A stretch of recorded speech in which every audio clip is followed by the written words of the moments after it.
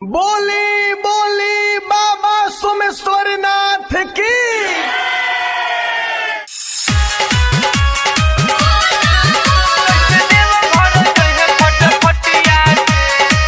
Presented by धूम films.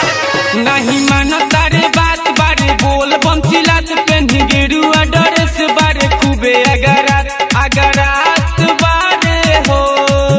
नहीं मानो तारे बात बारे बोल बमचिलात पेन्ही गेरुआ ड्रेस बारे खूबे अगरात। कोइले हो तैयारी सोया रतिया से कैसे देव घर जहे फटफटिया से। गांजा पी के गिरी गइले खटिया से कैसे बाबा धाम जहे फटफटिया से।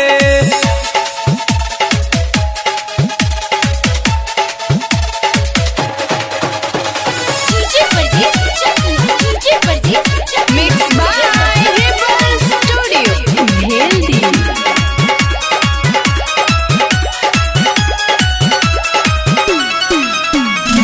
माने ले बात नहीं केहू के सजनमा ए सखी तू ही समझावा। दुर्गा बहुत भोला के डगरिया ए सखी तू ही तो बतावा। ए सखी तू ही तो बतावा।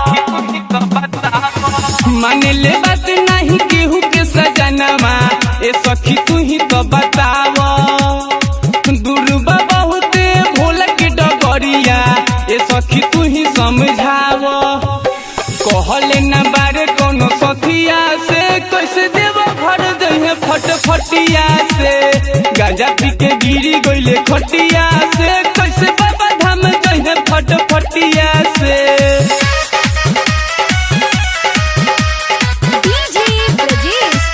प्रेजेंटेड बाय धूम फिल्म्स।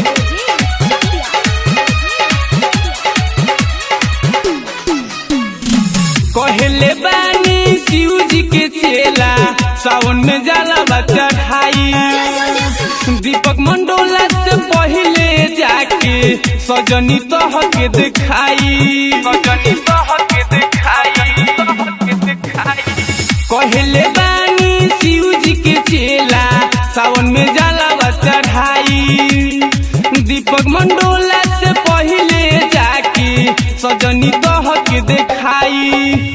लड़तारे मसूरी अवरतिया से बलमा गोतन जहे देव फटफटिया से।